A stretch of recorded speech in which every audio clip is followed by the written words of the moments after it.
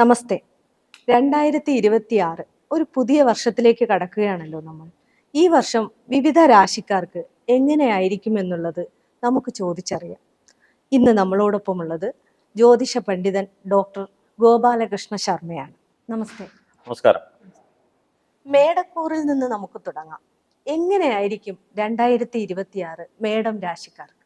2026 പറഞ്ഞു തുടങ്ങുന്നതിന് മുമ്പേ ഒരു കാര്യം, ഈ ഫലങ്ങളെല്ലാം തന്നെ സാമാന്യമായ ഫലമാണ്. കാരണം ഇന്ന് ഒരുപാട് ന്യൂ ജനറേഷനാണ്, അവർക്കിത് എന്താണെന്ന് അറിയില്ല.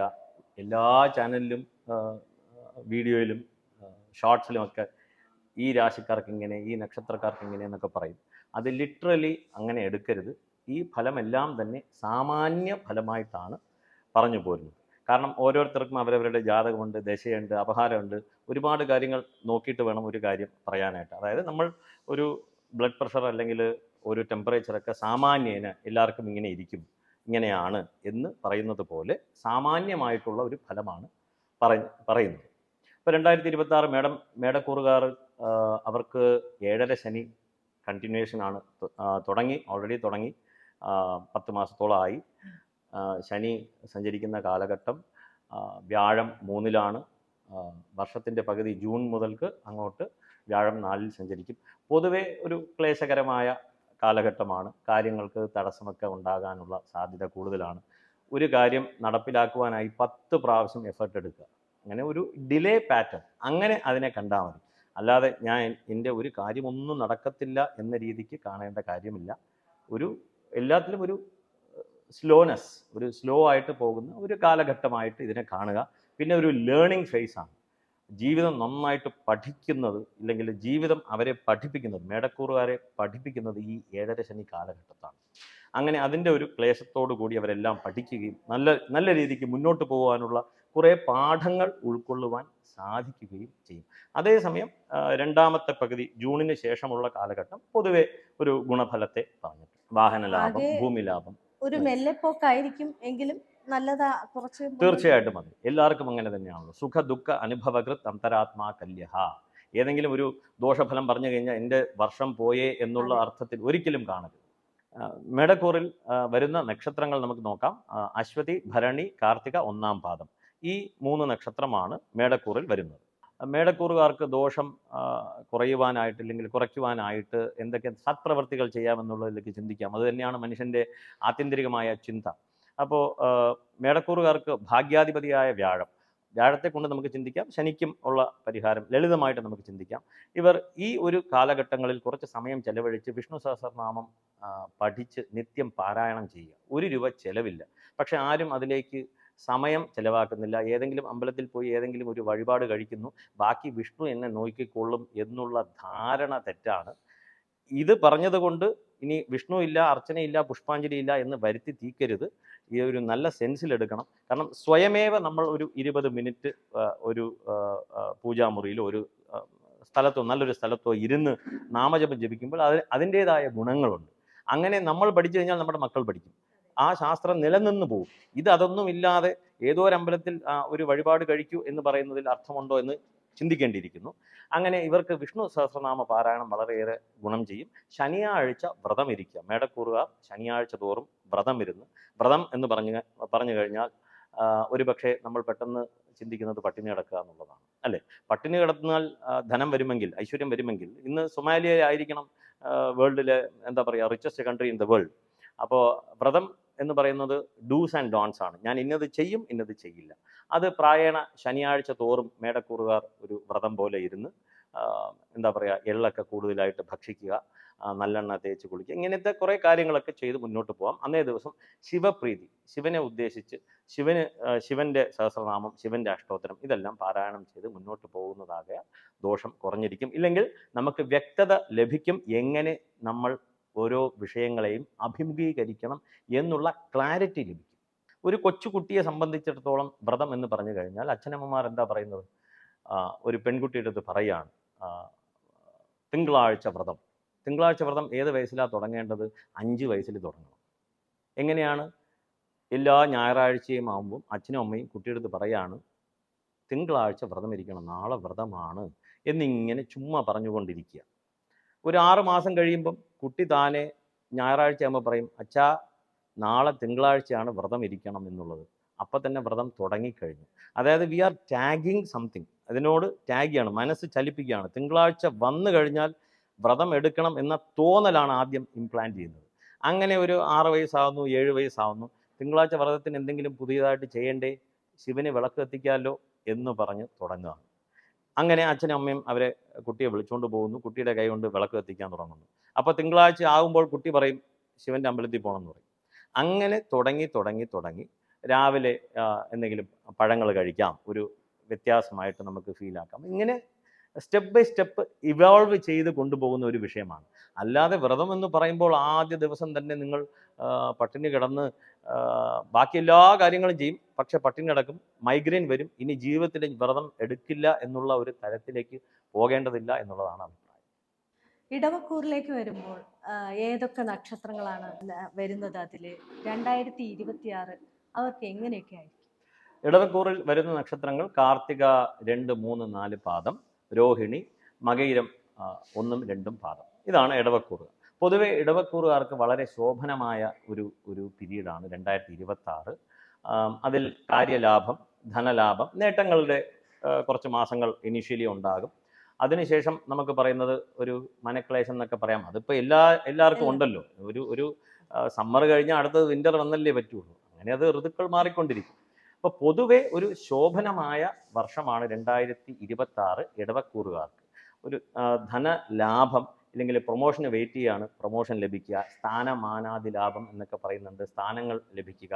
ഇനിയിപ്പോൾ ഒരു ബിസിനസ് മാനെ സംബന്ധിച്ചിടത്തോളം ബിസിനസ് ഉന്നതിയിലേക്ക് പോവുക. അങ്ങനെ ഒരു മനസ്സിന് ആനന്ദകരമായ കുറേ കാര്യങ്ങൾ നടക്കും എന്നുള്ളതാണ്. അപമാനമൊക്കെ കുറഞ്ഞു കിട്ടും. അങ്ങനെ മനസ്സിനൊരു തൃപ്തിയുള്ള ഒരു വർഷമാണ് ഇടവക്കൂറുകാർക്ക് ഉള്ളത്.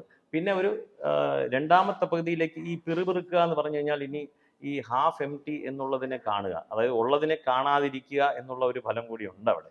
അതായത് ഒരു ഗ്ലാസ്സിൽ പകുതി വെള്ളമുണ്ട്, പകുതിയേ ഉള്ളൂ എന്നുള്ളത് പറയാതെ പകുതി വെള്ളമുണ്ടല്ലോ എന്ന് ഒന്ന് സന്തോഷിക്കാൻ എന്താ പറയുക, പറയേണ്ടുന്ന ഒരു സാഹചര്യമാണ്. അങ്ങനെ അതൊരു സജഷനായിട്ട് അത് എടുക്കാൻ പറ്റും. ഇടവക്കൂറുകാർക്ക് പൊതുവെ ഒരു ശോഭനമാണ്, ലാഭമാണ് പറഞ്ഞിട്ടുള്ളത്. ഇടവക്കൂറിൽ ഇപ്പോൾ പറഞ്ഞില്ലേ നക്ഷത്രങ്ങൾ ഏതൊക്കെയാ വരുന്നതെന്ന് പറഞ്ഞില്ലേ. ഇപ്പോൾ രോഹിണി നക്ഷത്രം ഇടവക്കൂറിൽ വരുന്നു എന്ന് പറഞ്ഞു. ധനലാഭത്തെക്കാളേറെ ജോലി കിട്ടാൻ സാധ്യതയുണ്ട് എന്നൊക്കെ പറഞ്ഞപ്പോൾ എൻ്റെ മകള് രോഹിണി നക്ഷത്രമാണ്, വളരെയധികം എഫേർട്ട് എടുത്ത് ഒരു ജോലിക്ക് വേണ്ടി ശ്രമിക്കുകയാണ്. അപ്പം അവര് എന്തെങ്കിലും എന്താ പറയുക, ഒരു പ്രത്യേകമായിട്ട് എന്തെങ്കിലും അനുഷ്ഠിക്കേണ്ടതുണ്ടോ, വ്രതങ്ങളോ അല്ലെങ്കിൽ അങ്ങനെ എന്തെങ്കിലും? ഇവിടെ രോഹിണിയെ കുറിച്ച് പറഞ്ഞായിരുന്നു. പൊതുവെ ഇടവക്കൂറുകാർക്ക് ശോഭനമായ പീരീഡാണ്. ഇപ്പം വിദ്യാലാഭം, ധനം എന്ന് പറയുന്നത് സുഖപര സാധനത്വാത് സുഖശബ്ദേന ധനമപി ഗൃഹ്യത.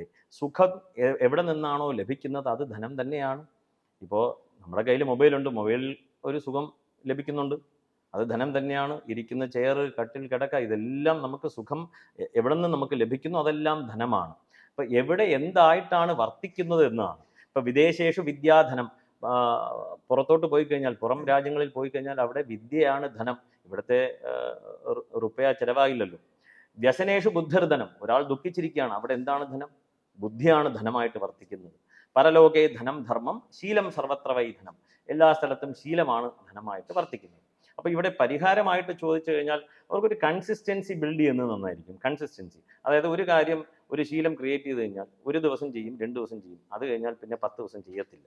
അങ്ങനെ ഒരു ഇൻകൺസിസ്റ്റൻ്റ് ആയിട്ടുള്ള ഒരു ബിഹേവിയർ പാറ്റേൺ പൊതുവെ ഈ ഇടവൻ രാശിക്കാർക്ക്, ഇല്ലെങ്കിൽ നമ്മൾ ഉന്തി തള്ളിക്കൊണ്ടേയിരിക്കണം, അവരെ പുഷ് ചെയ്തുകൊണ്ടേയിരിക്കണം. അപ്പോൾ ഒരു കൺസിസ്റ്റൻസി ഡെവലപ്പ് ചെയ്ത് മുന്നോട്ട് കൊണ്ടുപോകാൻ നമുക്ക് സജസ്റ്റ് ചെയ്യാൻ പറ്റും അവരുടെ അടുത്ത്.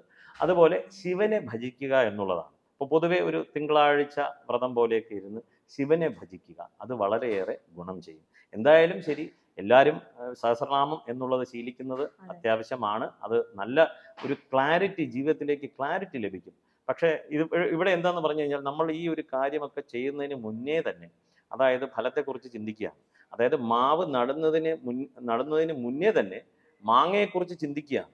അപ്പോൾ ഇവിടെ അതർ വേ അറൗണ്ട് പറ്റില്ല. ഇപ്പോൾ എൻലൈറ്റ്മെന്റ് വേണമെങ്കിൽ ജപിച്ച് തുടങ്ങിയാലേ എൻലൈറ്റ്മെന്റിലേക്ക് പോകാൻ പറ്റുള്ളൂ.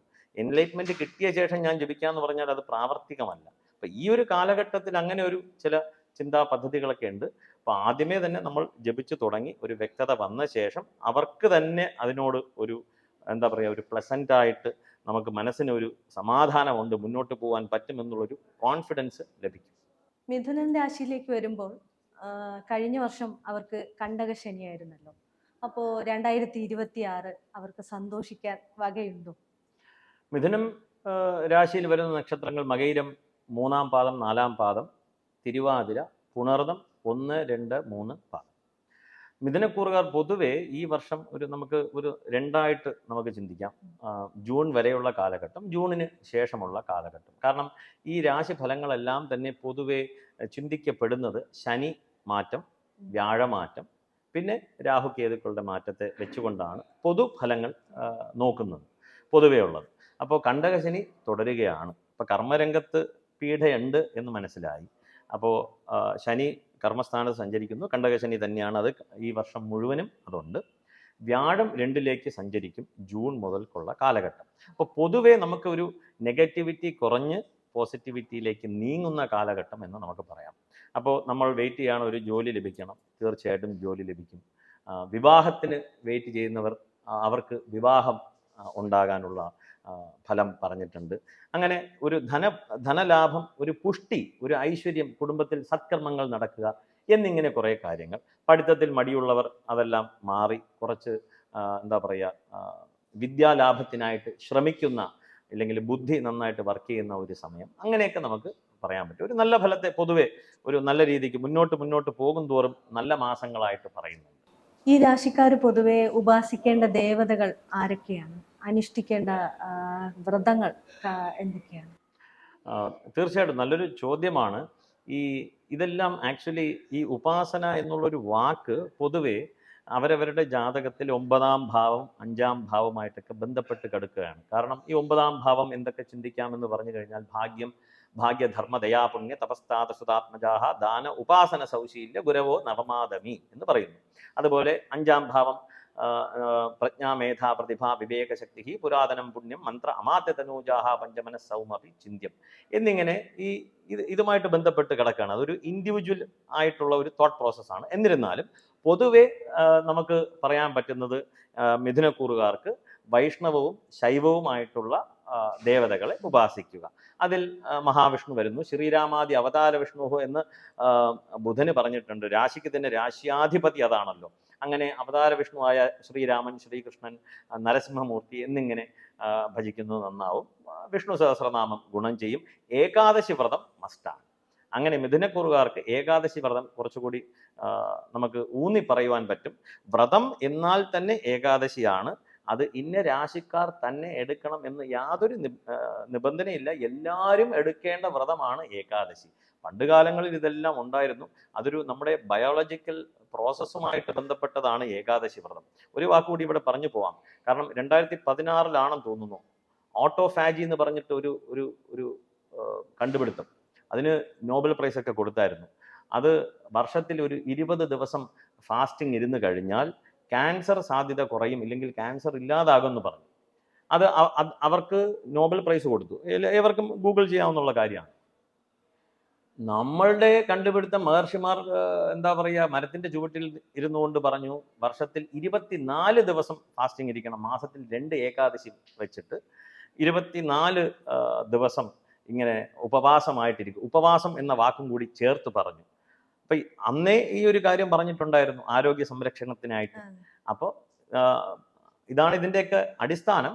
അതും കൂടി ചേർത്ത് വായിക്കുക. എന്തായാലും ശരി, ഏകാദശി ഗുണം ചെയ്യും. വിഷ്ണു സഹസ്രനാമം പാരായണം ചെയ്യുക. എല്ലാ രാശിക്കാർക്കും ഏകാദശിയും വിഷ്ണു സഹസ്രനാമവും ഗുണം ചെയ്യും. ചുരുക്കത്തിൽ 100%. കലൗദത് ഹരികീർത്തനാദ് എന്ന് പറയുന്നു. കലിയുഗത്തിൽ ഹരികീർത്തനം. കീർത്തനം എന്ന് പറയുമ്പോൾ എവിടെ നമ്മൾ അന്വയിക്കണം എന്നത് കൂടിയുണ്ട്. പൊതുവെ സഹസ്രനാമങ്ങൾ ജപിക്കുക. അപ്പോൾ ഈ സഹസ്രനാമം ബേസ് ആയിട്ട് പഠിച്ചു കഴിഞ്ഞാൽ തന്നെ ഏറ്റവും വലിയ ഒരു കാര്യമാണ്. ഒരു റൊട്ടീൻ നമുക്ക് ആവശ്യമാണ്. അപ്പോൾ എല്ലാവരും ഒരു സഹസ്രനാമം ഇപ്പം ചിലയിടത്ത് പോയി കഴിഞ്ഞാൽ നിങ്ങൾക്ക് വരില്ല എന്ന് ഞാൻ തന്നെ തീരുമാനിക്കുകയാണ്. ഇവരടുത്ത് പറഞ്ഞിട്ട് കാര്യമില്ല, ഇവർക്ക് വല്ല വഴിപാടും പറയാം, വ്യാഴാഴ്ച വിഷ്ണു ക്ഷേത്രത്തിൽ പോയി വല്ല തുളസിമാല സമർപ്പിക്കട്ടെ എന്ന് ഞാൻ തീരുമാനിക്കുകയാണ്. അതെങ്ങനെ പറ്റും? താങ്കൾക്ക് വരില്ല എന്നുള്ളത് താങ്കൾ ക്ലാസ്സിൽ പോയി പഠിച്ച് എനിക്ക് വരില്ല എന്ന് താങ്കളാണ് അത് തീരുമാനിക്കേണ്ടത്. ഇത് ഈ നമ്മൾ തന്നെ ഇപ്പുറത്തിരിക്കുന്ന ആൾ തന്നെ തീരുമാനിക്കുകയാണ്. അങ്ങനെ മൂല്യച്യുതി സംഭവിച്ചു കൊണ്ടിരിക്കുന്ന കാലഘട്ടമാണ്. അപ്പോൾ നാമജപം ഒഴിവാക്കാൻ പറ്റാത്ത ഒരു വിഷയമാണ്. അത് ദിനചര്യയിൽ കൊണ്ടുവരണം. അതിൽ വിഷ്ണു സഹസ്രനാമം പ്രഥമ സ്ഥാനം അർഹിക്കുന്നു. ഇനി കർക്കിടക രാശിയിലേക്ക് വരാം. കർക്കിടക രാശി പൊതുവെ 2026 എങ്ങനെയായിരിക്കും? തീർച്ചയായും കർക്കിടക രാശിയിൽ വരുന്ന നക്ഷത്രങ്ങൾ ആദ്യം പറയാം. പുണർതം 4-ാം പാദം, പൂയം, ആയില്യം. ഈ 3 നക്ഷത്രങ്ങളാണ് കർക്കിടകക്കൂറ്. കർക്കിടകക്കൂറുകാർക്ക് 9-ൽ ശനി സഞ്ചരിക്കുന്നു. 2026 ആദ്യത്തെ പകുതി വ്യാഴം 12-ലാണ്. അതിനുശേഷം ജന്മരാശിയിലേക്ക് വരുന്നു എന്നിങ്ങനെ. ഇപ്പോൾ പൊതുവേ സത്കർമ്മങ്ങൾ ചെയ്യുവാനായിട്ട് ശ്രമിക്കുമ്പോൾ ഒരു തടസ്സം വരും. തടസ്സത്തിന് സാധ്യത കൂടുതലാണ്. അപ്പം അങ്ങനെ ഒരു ബ്രേക്ക് വന്ന ശേഷം വീണ്ടും ഒരു എഫേർട്ട് ഇട്ടിട്ട് നമ്മൾ ചെയ്യുക എന്നുള്ളതാണ്. അവിടെ തളർന്നു പോകരുത് എന്നുള്ളതാണ്. പിന്നെ ഓവർ കോൺഫിഡൻസിന് സാധ്യതയുള്ള ഒരു പീരീഡാണ്. ധനലാഭം പറഞ്ഞിട്ടുണ്ട്, അതുപോലെ പാഴ്ചെലവും പറഞ്ഞിട്ടുണ്ട്. പാഴ്ചെലവ് എന്ന് പറയുമ്പോൾ അത് റിലേറ്റീവാണ്. ഇപ്പോൾ ഒരാൾ ഞാൻ വീടിലേക്ക് ഇൻവെസ്റ്റ് ചെയ്യുന്നു, 2 വീട് താങ്കൾക്കുണ്ടെങ്കിൽ താങ്കളുടെ ദൃഷ്ടിയിൽ അത് പാഴ്ചെലവാണല്ലോ ഞാൻ നടത്തുന്നത്. അപ്പോൾ ഇത് റിലേറ്റീവാണ്. അപ്പോൾ ഒരു എക്സ്പെൻസ് കൂടിയ ഒരു വർഷമായിട്ട് നമുക്ക് ഇതിനെ കാണാവുന്നതാണ്. പിന്നെ വ്യഥാ അടനം, അതായത് സഞ്ചാര ക്ലേശമൊക്കെ പറഞ്ഞിട്ടുണ്ട്. അന്യദേശത്ത് പോയിട്ട് വരിക, ഇല്ല പോക്ക് വരവിലുള്ള ക്ലേശം, ഇല്ലെങ്കിൽ കാര്യ തടസ്സം, അങ്ങനെയൊക്കെ നമുക്ക് ചിന്തിക്കുവാൻ സാധിക്കും. 2026 യാത്രകൾ പ്ലാൻ ചെയ്യുന്നവർക്ക്, ദൂരയാത്ര പോകുന്നവർക്കൊക്കെ അത് പോകണ്ടെന്ന് എവിടെയും പറഞ്ഞിട്ടില്ല. ക്ലേശങ്ങൾ കൂടുതൽ ഉണ്ടാകാം എന്നാണ് പറഞ്ഞിട്ടുള്ളത്. അപ്പം അതിനനുസരിച്ച് ഇപ്പോൾ നമുക്ക് എന്തായാലും ഈ ഒരു ഇൻഫർമേഷൻ കിട്ടി. ഇത് കേൾക്കുന്നവർക്ക് എന്താണ്, ഇനിയിപ്പോൾ പ്ലാനിങ് 1-2 പ്രാവശ്യം ഒന്ന് മാറ്റി വെക്കേണ്ടി വന്നാലും ഒരു കുഴപ്പമില്ല, ഇതൊക്കെ പറഞ്ഞിട്ടുണ്ടെന്ന് പറഞ്ഞ ഒരു കോൺഫിഡൻസ് വരും. അത് ബിൽഡ് ചെയ്യണം. അല്ലാതെ ഇനി ഞാൻ യാത്രയ്ക്ക് പോവില്ല എന്നല്ലല്ലോ. ആക്സിഡൻ്റ് ഉണ്ട് എന്ന് കരുതി നമ്മൾ വണ്ടി വാങ്ങിക്കാതിരിക്കുന്നുണ്ടോ? വണ്ടി ദിനം പ്രതി ഇറങ്ങിക്കൊണ്ടിരിക്കുകയാണ്. മനുഷ്യൻ്റെ ഇൻഹറൻറ്റ് നേച്ചർ എന്ന് പറയുന്നത് എല്ലാ പ്രതിസന്ധികളെയും തരണം ചെയ്യുക എന്നുള്ള ഒരു പ്രേരണ മനസ്സിൻ്റെ ഉള്ളിൽ തന്നെ ഉണ്ടല്ലോ. അതുകൊണ്ട് ഒരു കോൺഫിഡൻസ്, ഈ ഒരു മെസ്സേജ് നമുക്ക് കിട്ടി. ഇതൊക്കെ പറഞ്ഞിട്ടുണ്ട്, ഈ വർഷത്തിലല്ലേ പറഞ്ഞിട്ടുള്ളൂ, ഇനി മുന്നോട്ട് പോവാം എന്നുള്ള ഒരു തോന്നലോട് കൂടി മുന്നോട്ട് പോവുക, കരുതലുണ്ടാവുക. അതെ, തീർച്ചയായിട്ടും അതെ. ഈ രാശിക്കാർ പ്രത്യേകിച്ച് ഏതെങ്കിലും ക്ഷേത്ര ദർശനം നടത്തേണ്ടതുണ്ടോ? പ്രത്യേക വഴിപാടുകൾ എന്തെങ്കിലും നടത്തേണ്ടതുണ്ടോ? പ്രത്യേകിച്ച് എന്തെങ്കിലും വ്രതങ്ങൾ അനുഷ്ഠിക്കേണ്ടതുണ്ടോ? അങ്ങനെ എന്തെങ്കിലും? തീർച്ചയായിട്ടും നമുക്ക് പറയാവുന്നതാണ്. കാരണം ഇപ്പോൾ ഈ 9-ൽ ശനി സഞ്ചരിക്കുന്നു. അപ്പോൾ പൊതുവെ പിത്രാദി ഗുരുജനങ്ങൾക്ക് അരിഷ്ടതയും പറഞ്ഞിട്ടുള്ളതാണ്. പിത്രാദി ഗുരുജനങ്ങൾ എന്ന് പറയുമ്പോൾ തന്നെ വീട്ടിലുള്ള വലിയ ആൾക്കാർ, എൽഡേഴ്സ് എന്നൊക്കെ നമുക്ക് പറയാം. അപ്പോൾ വീണ്ടും ആദ്യം പറഞ്ഞത് ഓർക്കണം, അവരവരുടെ ജാതകം, ദശ, അപഹാരം എല്ലാം ബാധകമാണ്. അപ്പോൾ അവർക്കുള്ള ഒരു അരിഷ്ടത, ഇല്ലെങ്കിൽ അവർക്ക് വേണ്ടി നാം സമയം ചെലവാക്കേണ്ടി വരും. ഇപ്പോൾ രോഗിക്ക് കൂട്ടിരിക്കുന്നത് തന്നെ ഒരു ബന്ധനയോഗമല്ലേ. ബന്ധനയോഗം എന്ന് പറയുന്നത് ജയിലിൽ കിടക്കണമെന്ന് പോലും ഇല്ല. ഒരു രോഗിക്ക് കൂട്ടിരുന്നാൽ തന്നെ എവിടെയും പോകാൻ പറ്റില്ല. അതൊരു ബന്ധനയോഗം തന്നെയാണ്. അപ്പോൾ നമ്മൾ ഇതിനെ എങ്ങനെ വീക്ഷിക്കുന്നു എന്നുള്ളതാണ് ഇവിടെ ചോദ്യം. എന്താണ് പരിഹാരം എന്നുള്ളതാണ്. തീർച്ചയായിട്ടും വ്യാഴത്തെ കൊണ്ട് നമ്മൾ ചിന്തിക്കുകയാണെങ്കിൽ ഈ സമയം വൈഷ്ണവ ആരാധന മുഖ്യമായിട്ട് വരും. വ്യാഴം 12-ലും ജന്മരാശിയിലും സഞ്ചരിക്കുന്ന സമയമായതുകൊണ്ട് അപ്പോൾ സഹസ്രനാമം തീർച്ചയായിട്ടും ഗുണം ചെയ്യും. പിന്നെ നമുക്ക് പറയാനുള്ളത് ശനിയാണ്. ശനിക്ക് മന്ദശാസ്താധികം ദൈവം, ശാസ്താവിനെ ഭജിക്കുക എന്ന് പറഞ്ഞിട്ടുണ്ട്. അപ്പോൾ ശനിയാഴ്ച തോറും നമുക്ക് ശാസ്താവിന് നീരാജനം, ഇല്ലെങ്കിൽ ഇപ്പോൾ സഞ്ചരിക്കുന്നത് പുഷ്പാഞ്ജലി, ആര്യമന്ദിരഗതേ മാലാ പ്രസൂനാനിവ, പ്രസൂനം പുഷ്പാഞ്ജലി കഴിപ്പിക്കുക എന്നൊക്കെ പറഞ്ഞിട്ടുണ്ട്. നമുക്കും സ്വയം ചെയ്യാം, വീട്ടിൽ തന്നെ നമുക്ക് ചെയ്യാവുന്നതാണ്. ശാസ്താവിൻ്റെ അഷ്ടോത്തരമൊക്കെ വായിച്ച് നമ്മൾ തന്നെ തുളസിയോ പൂക്കളോ വിളക്കിലേക്ക് അർച്ചിക്കുക. അത് കണ്ട് നാളെ മക്കൾ ചെയ്യാൻ തുടങ്ങും. ഇങ്ങനെയാണ് നമ്മൾ സമൂഹത്തെ മുന്നോട്ട് നയിക്കേണ്ടത്. ചിങ്ങം രാശിയിലേക്ക് വരുമ്പോൾ എങ്ങനെയാണ് പൊതുവെ ചിങ്ങം രാശിക്കാർക്ക് 2026 ഏതൊക്കെ നക്ഷത്രമാണ് അതിൽ വരുന്നത്? ചിങ്ങരാശിയിൽ വരുന്ന നക്ഷത്രങ്ങൾ മകം, പൂരം, ഉത്രം, 1-ാം പാദം. ഈ 3 നക്ഷത്രക്കാരാണ്. പൊതുവെ അഷ്ടമത്തിൽ ശനി സഞ്ചരിക്കുന്നു. ഏവർക്കും അറിയാം, അഷ്ടമ ശനി എന്നൊക്കെ പറയുമ്പോൾ ഒരുപാട് വീഡിയോയിലൊക്കെ ലഭ്യമാണ്. അപ്പോൾ അരിഷ്ടതയൊക്കെ പറയുന്നുണ്ട്. എന്നിരുന്നാലും ലാഭസ്ഥാനത്ത് വ്യാഴം സഞ്ചരിക്കുന്നതാകയാൽ പൊതുവെ ലാഭകരം എന്ന് നമുക്ക് പറയുവാൻ സാധിക്കും. അതോടൊപ്പം തന്നെ 12-ലേക്ക് വ്യാഴം വരുന്നു. ചിലവ് കൂടിയതാണ്. അതുകൊണ്ട് ഇവർക്ക് ഇൻവെസ്റ്റ്മെൻറ്റ് നടത്താൻ പറ്റിയ ഒരു വർഷമാണ് 2026. വീട് വാങ്ങിക്കാൻ പ്ലാൻ ഉണ്ടെങ്കിൽ തീർച്ചയായിട്ടും കണ്ണു അടച്ച് സ്ഥലം വാങ്ങിക്കുക. എന്തായാലും ജാതകമൊക്കെ നോക്കണം. എന്നിരുന്നാലും വീടോ വസ്തുവോ ഇതിലൊക്കെ ഇൻവെസ്റ്റ് ചെയ്യാൻ പറ്റിയ ഒരു സമയമാണ്. ശാരീരിക ക്ലേശം പറഞ്ഞിട്ടുണ്ട്. അപ്പോൾ ആയതിനാൽ അതൊന്ന് ശ്രദ്ധിക്കുക. ഒരു റൊട്ടീൻ ഡെവലപ്പ് ചെയ്ത് മുന്നോട്ട് കൊണ്ടുപോവുക. കുറച്ച് എക്സസൈസ്, യോഗ ഇതുപോലെയുള്ളതൊക്കെ ചെയ്യുന്നത് ഗുണകരമായിരിക്കും. ഒരു ഫലം കൂടി പറയുവാനുള്ളത്, ചിങ്ങക്കൂറുകാർക്ക് ഇഷ്ടജനങ്ങളുടെ വേർപാടിനെ ചിന്തിക്കാൻ പറ്റിയ ഒരു സമയമാണ്. ഇഷ്ടജനങ്ങൾ, അതായത് നമുക്ക് ഇഷ്ടമുള്ള കുറേ ആൾക്കാരുണ്ടാവുമല്ലോ, എല്ലാവർക്കും അങ്ങനെയാണല്ലോ. അവരുടെ ഒരു വേർപാട്, അകൽച്ച, ഇതൊക്കെ നമുക്ക് ചിന്തിക്കാൻ പറ്റിയ ഒരു പീരീഡാണ്. കാര്യലാഭം പറഞ്ഞിട്ടുണ്ട്. നമ്മൾ ഒരുപാട് എഫേർട്ട് ഇടുന്നു, അതിന് റിസൾട്ട് കിട്ടണമല്ലോ. അപ്പം ഇതിന് റിസൾട്ടിന് അനുകൂലമായ ഒരു സാഹചര്യം 2026 ചിങ്ങൻ രാശിക്കാർക്ക് പറഞ്ഞിട്ടുണ്ട്. അപ്പോൾ അതൊരു നല്ല ഫലമായി, മനസ്സിന് ഒരു കോൺഫിഡൻസ് ലഭിച്ചു. ഇനിയിപ്പോൾ തുടങ്ങുന്ന കാര്യങ്ങളെല്ലാം വിജയിക്കും എന്നുള്ളതാണല്ലോ. പൊതുവെ ചിങ്ങൻ രാശിക്കാർക്ക് വേറെ പറയാനുള്ളത് എന്താണെന്ന് പറഞ്ഞു കഴിഞ്ഞാൽ, അവർക്ക് ആ രാശി തന്നെ ഒരു ഉദരസംബന്ധമായ വ്യാധിയെ കാണിച്ച രാശിയാണ്. ഉദരസംബന്ധമായ വ്യാധി, അക്ഷുതൃഷ്ണ ഉദര ദന്ത മാനസരുജ എന്ന് പറയുന്നുണ്ട്.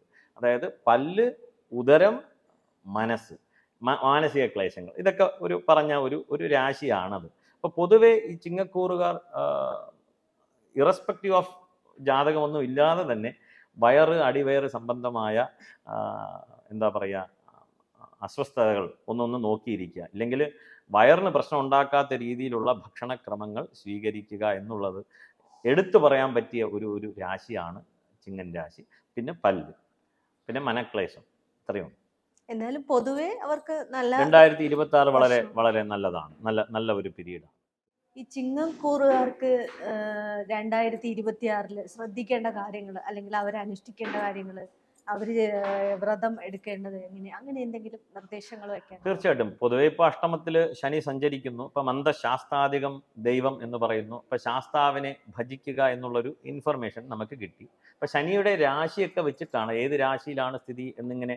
പൊതുവെ ശനിക്ക് ശാസ്താവ് ശിവൻ, ഹനുമാൻ എങ്ങനെയൊക്കെ പറയുന്നുണ്ട്.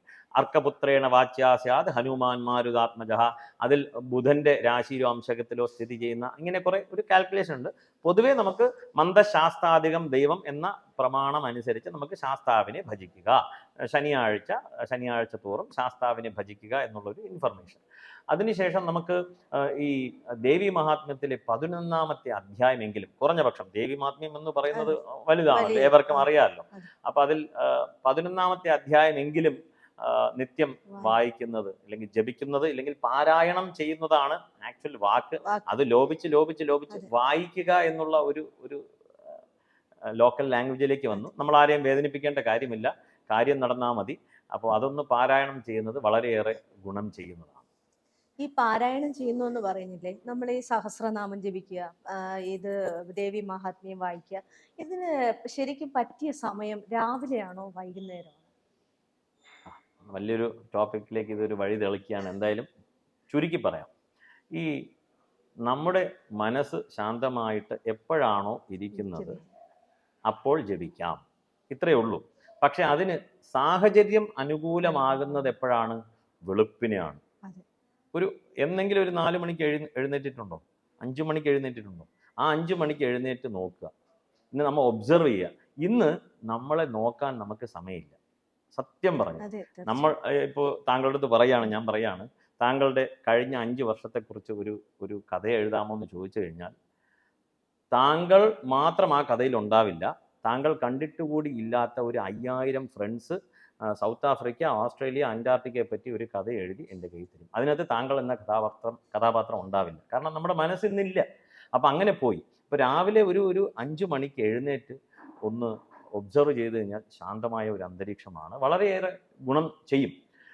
എന്ന് പറഞ്ഞിട്ട് കാര്യമില്ല. 5 മണിക്ക് എഴുന്നേൽക്കാൻ പറ്റുന്നില്ല, അതുകൊണ്ട് ജപിക്കുന്നില്ല എന്ന് പറയുന്നതിൽ അർത്ഥമില്ല. എപ്പോഴാണോ നമുക്ക് സമയം ലഭിക്കുക, രാവിലെയോ ഉച്ചയ്ക്കും ലഭിക്കാം. ഇനിയിപ്പോൾ ചിലർക്ക് ട്രെയിനിലൂടെ പോകുമ്പോഴായിരിക്കും സമയം ലഭിക്കുക. തീർച്ചയായിട്ടും ജപിക്കണം എന്നുള്ളതാണ് ഇവിടെ വസ്തുത. അത് പോകെ അവരത് റിഫൈൻ ചെയ്ത് ഗ്രാജുവലി അവർ തന്നെ ഒരു സമയം കണ്ടെത്തി അതിലേക്ക് നീങ്ങണം. അല്ലാതെ ഞാൻ 6 മണിക്ക് ജപിക്കാൻ പറ്റുകയുള്ളൂ, ഇല്ലെങ്കിൽ പാടുള്ളൂ എന്നുള്ള നിഷ്കർഷ എവിടെയും പറഞ്ഞിട്ടില്ല, ഒരു ശാസ്ത്രത്തിലും പറഞ്ഞിട്ടില്ല. ഒരു കാര്യം കൂടി ഇവിടെ സൂചിപ്പിച്ചോട്ടെ, കാര്യത്തിൽ നിന്ന് ഡീവേറ്റ് ചെയ്യുന്നില്ല, കാരണം ഇങ്ങനെ അനുബന്ധമായിട്ടുള്ള കാര്യങ്ങൾ കൂടി പറയണം. അതായത് നമ്മൾ എന്ത് പ്രവൃത്തി ചെയ്യുന്നതാകയാലും ഇവിടെ കേരളത്തിൽ ഗുണം അല്ലെങ്കിൽ ദോഷം കൽപ്പിക്കുന്നുണ്ട്, ഇല്ലെങ്കിൽ ദോഷമാണ് കൂടുതൽ. എന്ത് ചെയ്താലും അത് ദോഷമാണ് കേട്ടോ. അപ്പോൾ ഒരു ചോദ്യം ഒന്ന് എല്ലാവരുടെ അടുത്തും പറയാനുണ്ട്, എവിടെ ഏത് ടെക്സ്റ്റിൽ ആര് പറഞ്ഞിട്ടുണ്ട്? ഈ ഒരു ചോദ്യം അങ്ങോട്ട് ചോദിക്കുക. നമുക്ക് ഉത്തരം ലഭിച്ചാൽ തൃപ്തികരമായി, ഉത്തരം ലഭിച്ചില്ലെങ്കിൽ അതുവരെ അതിനെ ദോഷമായിട്ട് കണക്കാക്കേണ്ടതില്ല. കാരണം ഈ ദോഷം എന്ന് പറയുമ്പോൾ ഈ ധർമ്മശാസ്ത്ര ഗ്രന്ഥങ്ങളിൽ ഇതെല്ലാം വ്യക്തമായിട്ട് എഴുതിയിട്ടുണ്ട്. നമുക്ക് നോക്കുവാനുള്ള സമയമില്ലാത്തത് കൊണ്ട് പലരും പറയുന്നത് വിശ്വസിക്കുന്നു. ചിലർ പറയുന്നു വിഷ്ണു സഹസ്രനാമം ഇങ്ങനെ ജപിക്കാൻ പാടില്ല, ലളിതാ സഹസ്രനാമം സ്ത്രീകൾ ജപിക്കാൻ പാടില്ല എന്നിങ്ങനെ കുറേ മിഥ്യാധാരണകളാണ്. അതൊരു സെന്റിമെന്റായി, പിന്നെ ഭയമായി, ഭയത്തിലേക്ക് നീങ്ങി, അങ്ങനെ അനാചാരം പെരുകാൻ തുടങ്ങുകയാണ്. അങ്ങനെ പെരുകുകയാണ്. ഏതായാലും സഹസ്രനാമം എപ്പോൾ വേണമെങ്കിലും ജപിക്കാവുന്നതാണ്. പൊതുവേ രാവിലെയും വൈകിട്ടും സന്ധ്യാസമയത്തൊക്കെ, സന്ധ്യാസമയം പ്രത്യേകിച്ച് നാമജപത്തിന് മാത്രമായിട്ട് ഉപയോഗിക്കേണ്ട ഒരു സമയമാണ്. ഒരിക്കലും സന്ധ്യാസമയം ഈ എന്താ പറയുക, ആഹാരം കഴിക്കരുത്. 6-6:30ക്കാണ്. അത്രയും നേരം അയാൾക്ക് സമയം കിട്ടിയിട്ടില്ല. വൈകിട്ട് 6:30ക്ക് പ്ലേറ്റിൽ ചോറും എടുത്ത് വെച്ചുകൊണ്ട് ഇരിക്കും സന്ധ്യയ്ക്ക്. ഒരിക്കലും കഴിക്കരുത്. ആ സമയം ഈ ട്വൈലൈറ്റ് എന്നൊക്കെ ഇംഗ്ലീഷിൽ പറയും. അതായത് ഈ പകൽ തീർന്ന് സന്ധ്യാസമയം, ഒരു സന്ധ്യയാണ്, രാത്രിയുടെ സന്ധി. ആ സമയത്ത് നമ്മൾ നാമജപമാണ് ശീലിക്കേണ്ടത്. പഠിക്കാം, അങ്ങനെ ശരി. 2026 കന്നിക്കൂറുകാർക്ക് പൊതുവെ ഭാഗ്യകരമാണെന്ന് കേൾക്കുന്നുണ്ട്. കന്നിക്കൂറിൽ വരുന്ന നക്ഷത്രങ്ങൾ ഉത്രം 2, 3, 4 പാദം, അത്തം, ചിത്തിര 1, 2 പാദം. പൊതുവെ ശോഭനമായ വർഷമാണ്, നിരാകരിക്കുന്നില്ല. കാരണം ഇപ്പോൾ കർമ്മസ്ഥാനത്ത് വ്യാഴം സഞ്ചരിക്കുന്നു. അടുത്തത് 11ലേക്ക് പോവുകയാണ്. അപ്പോൾ ലാഭം എന്ന് തന്നെയാണ് പറയുന്നത്. അപ്പോൾ കർമ്മരംഗത്ത് നേട്ടങ്ങളുടെ ഒരു വർഷമാണ് അവർക്ക് പൊതുവെ. പോകെ അങ്ങോട്ട് നീങ്ങുമ്പോൾ ഇനീഷ്യൽ പീരീഡിൽ കുറച്ച് കർമ്മരംഗത്ത് പീഡകളുണ്ടെന്ന് പറയുന്നു. അതൊക്കെ എല്ലാവരും തരണം ചെയ്ത് മുന്നോട്ട് പോകും. എന്തു തന്നെയായാലും പൊതുവെ ഒരു നേട്ടമാണ്. വിവാഹത്തിന് വേണ്ടി വെയിറ്റ് ചെയ്യുന്നവർക്ക് വിവാഹം ഉണ്ടാകുക, ഗൃഹലാഭം, വാഹനലാഭം, ധനലാഭം, വിദേശത്ത് ജോലിക്ക് വേണ്ടി വെയിറ്റ് ചെയ്യുന്നവർക്കെല്ലാം വിദേശത്ത് പോകാനുള്ള സാധ്യത ഒരുങ്ങുക എന്നിങ്ങനെ കുറേ കാര്യങ്ങൾ. അതായത് കുറേ കാലമായിട്ട് നമ്മൾ വെയിറ്റ് ചെയ്യാണ്, ഇതിനൊരു സൊല്യൂഷൻ ലഭിക്കുന്നില്ലല്ലോ, അതെല്ലാം ലഭിക്കുന്ന ഒരു വർഷമായിട്ട് നമുക്കിതിനെ കാണാം. അപ്പോൾ ഈ കന്നിക്കൂറുകാർക്ക് എന്തെങ്കിലും പരിഹാരത്തിന്റെ ആവശ്യം ഉണ്ടാവും? തീർച്ചയായിട്ടും. കണ്ടകശനി 7-ൽ ശനി സഞ്ചരിക്കുന്നുണ്ട്. അപ്പോഴപ്പോഴായിട്ടുള്ള മനക്ലേശങ്ങൾ, ഇല്ലെങ്കിൽ ഒരു ഡിലേ ഉണ്ടാകുക, അതിനെയൊക്കെ നമുക്ക് നോക്കാമല്ലോ. കർമ്മരംഗത്തുള്ളൊരു പീഡകൾ, 10ൽ വ്യാഴം സഞ്ചരിക്കുന്നു. ഇനീഷ്യലി ഒരു 6 മാസം വ്യാഴം 10ൽ തന്നെയാണ്. അപ്പോൾ കർമ്മരംഗത്തുള്ള പ്രശ്നങ്ങൾ, അല്ലറ ചില്ലറ പ്രശ്നങ്ങളൊക്കെ പറയുന്നുണ്ടല്ലോ. അപ്പോൾ മനസമാധാനം മനുഷ്യന് എന്തായാലും വേണം, ഒരു സന്തോഷം വേണം, ഒരു ഡ്രൈവ് വേണം. എന്തായാലും നാളെ എഴുന്നേറ്റ് മുന്നോട്ട് പോകണം എന്നുള്ളൊരു ഡ്രൈവ് വേണം തീർച്ചയായിട്ടും. അതിന് ഇവർക്ക് ദേവി ആരാധന നന്നായിട്ട് ഒരു ഹെൽപ്പാവും. ഒരു ദേവിയെ ആരാധിക്കുക, ദുർഗയെ ഭജിക്കാം, മഹാലക്ഷ്മിയെ ഭജിക്കാം. അതോടൊപ്പം തന്നെ വൈഷ്ണവം. എഗെയിൻ ഇവർ കന്നിക്കൂറുകാർ നോക്കിക്കഴിഞ്ഞാൽ തന്നെ ഈ 10ാം ഭാവപതി ബുധനാണ്. ശ്രീരാമാദി അവതാര വിഷ്ണുവോ, വീണ്ടും വിഷ്ണു സഹസ്രനാമത്തിലേക്ക് വരികയാണ്. അപ്പൊ എവിടെ തൊട്ടാലും വിഷ്ണു എന്നുള്ള ഒരു പദം. ഇവിടെ വിഷ്ണു എന്നുള്ളത് നമ്മൾ ചതുർബാഹുവായിട്ട് മനസ്സിൽ കണ്ട് ഗുരുവായൂരിനകത്തിരിക്കുന്നതാണെന്ന് മാത്രം വരുത്തി തീർക്കരുത്. വിഷ്ണു എന്ന് പറയുന്നത് വേവേഷ്ടി വിഷ്ണു, വ്യാപിച്ചു കിടക്കുന്നവൻ എന്നുള്ള അർത്ഥത്തിലേക്ക് നമുക്ക് കൊണ്ടുവരണം. ടെക്നിക്കലായിട്ട് കൂടുതൽ പോകുന്നില്ല. എന്തായാലും ദേവീ ഭജനം ഉത്തമമാകുന്നു. അതോടൊപ്പം തന്നെ വിഷ്ണു സഹസ്രനാമം, നരസിംഹപ്രീതി ചെയ്യുന്നത് ഈ 2026-ൽ കന്നിക്കൂറുകാർക്ക് ഒരു ഗുണകരമാണ്, വളരെ ശ്രേയസ്സിനെ നൽകും എന്നുള്ളതാണ്.